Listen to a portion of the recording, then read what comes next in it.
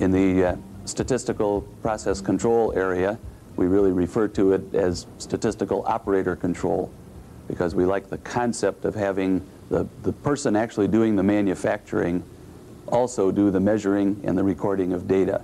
We believe that that's an important educational tool for him, and that he is the one who will be able to use that information to make his process better. In employee involvement, Harley looks for a formal program, not just an open door to management. All of these programs are set out in writing, and progress is monitored. What we ask is not for statements, we ask for goals. They have to be specific, measurable goals. And then we sit down with these companies twice a year and go over these goals. We look for continuous improvement, and if they didn't meet all the goals, that's okay, as long as they have a program where they're going to continue to strive to meet them. UltraTool, a metal stamping company near Milwaukee, is one of the suppliers Harley Davidson points to as a success under the MAN program. UltraTool has dedicated an entire manufacturing cell to parts for Harley Davidson. And even though it's kept running only 50 to 75% of the time, the supplier says it's worth it. With the volume of parts that are run and the number of operations in those parts, whether it be secondary stamping or forming, welding, tumbling, it requires part movement on the floor, and the cell was designed to reduce that movement to a specific area. It also incorporated the tooling in that area, so we don't have to go to a separate die rack, which may be 100 feet away, pull the die off, put it on the cart, take it over there, set it up, put it back. It's within 10 feet, it's very quick. Harley helped UltraTool improve its processes, and it has paid off. We have not increased the price to Harley in 3 or 4 years. Though Harley preaches the benefits of manufacturing cells, it doesn't quite have that for its own purposes. Part of the legacy of its former owner, AMF, is that engines and transmissions from the Milwaukee plant have to be trucked to York, Pennsylvania, where the bikes are assembled and tested.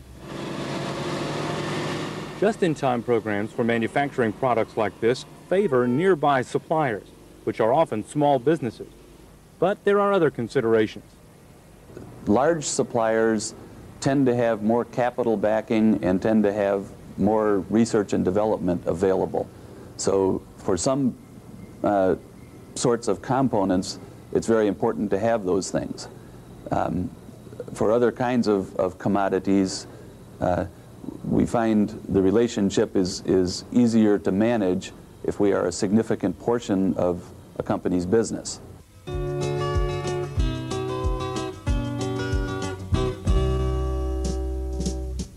Harley Davidson faces an unusual business challenge. Its traditional market is fiercely loyal, but it is aging. So the company is actively developing side businesses, like the licensing of its name and logo.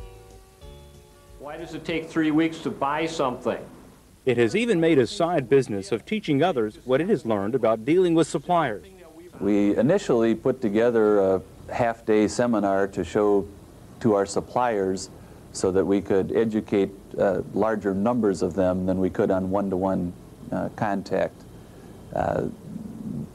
We have now expanded that into a full day and have included a number of other segments in it to include some major changes in the cost accounting area, changes in our supplier relationships.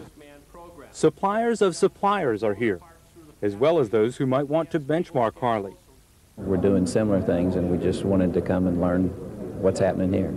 If you are truly committed to becoming a just-in-time manufacturer, you need to reduce your setup times. The seminar is led by Harley Davidson staff, like veteran buyer Peggy Neary Fratura.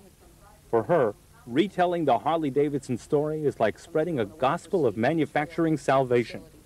The first thing that we really had to do was educate us. It was difficult for us to go out and sell this to other people if we did not believe in it.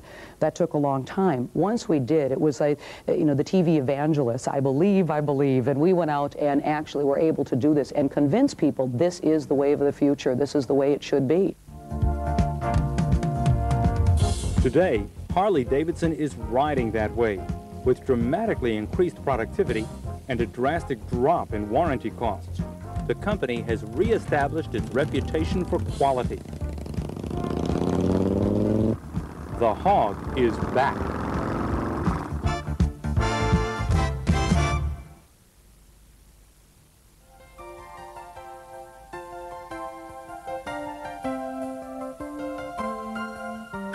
I think a lot of companies struggle with what is it we should measure, and even more fundamental, what's good. I mean, I've got a number here. It says that I've got a 6% delinquency rate. Is that good? Is it bad? The answer, according to Gary Kirkham, is you just have to find out what's good and bad for you. We went through many iterations of trying something and then revising it and trying it again. I don't think that can be avoided. I don't think there's any piece of advice that I could give that would prevent that from being necessary. First, you have to make sure you pick the right supplier. You have to make sure you don't overestimate the capabilities of that supplier. In other words, don't assume that suppliers will be at your doorstep clamoring, "Choose me, choose me." The best suppliers will want to supply for you only what they know they can supply well. Customer companies don't always seem to understand that. Sometimes they may insist that that's what's needed, and we may then suggest, well, maybe then we are not the supplier that you should be dealing with in this particular case. We know what it is like trying to make something that you're not equipped or geared up for, and we like to stay away from that. It's simply a costly exercise. Suppliers turning away business? Yes. In fact, it's getting to the point where world-class suppliers are allocating their capacity, and customers are competing for it. Even major corporations like Motorola have to learn to be world-class customers. We choose to look at it and say our objective is for our best-in-class and world-class suppliers to see us as their favorite customer. If you have not yet begun the journey, don't start with your suppliers. Achieve internal success first, like Harley Davidson did.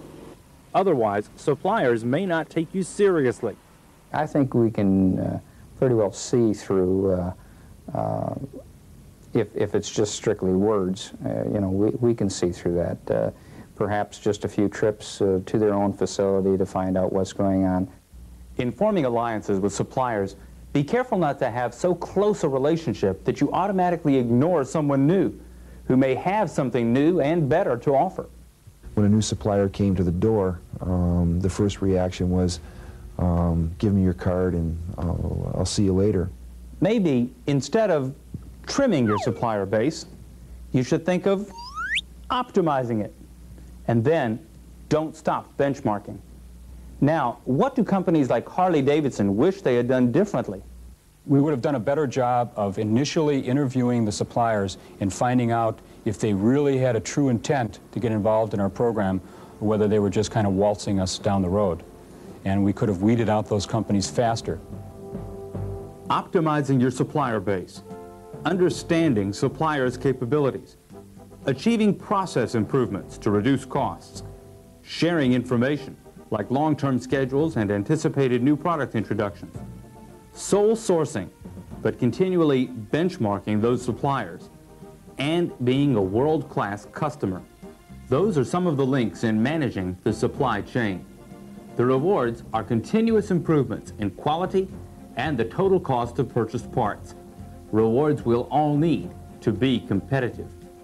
For the Association for Manufacturing Excellence, I'm Howard Fox.